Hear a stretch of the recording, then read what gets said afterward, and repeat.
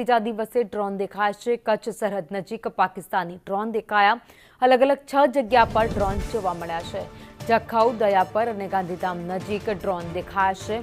Ceasefire થઈ ગયું છે, તેમ છતાં પણ પાકિસ્તાન તેની હરકતો બતાવી રહ્યું છે। વધુ એકવાર પાકિસ્તાન તરફથી ડ્રોન છોડવામાં આવ્યા હતા, જે કચ્છના સરહદી વિસ્તારોમાં દેખાયા છે। પરંતુ સેના ભારતમાં અલર્ટ મોડ પર છે। પાકિસ્તાનની જે નાપાક ઇરાદાઓ છે, મનસૂબા છે, તેને નાકામ કરવામાં આવી રહ્યા છે।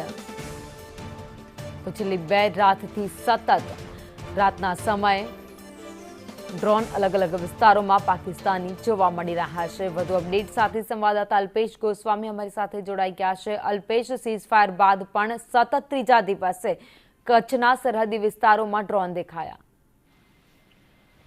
ભાવિની, સીઝફાયર બાદ પણ કચ્છમાં પાકિસ્તાન દ્વારા તેની અવરચંડાઈ દેખાઈ રહી છે। કચ્છની સરહદે અલગ અલગ વિસ્તારની અંદર ગઈકાલ રાત્રે પણ ડ્રોન દેખાયા હતા।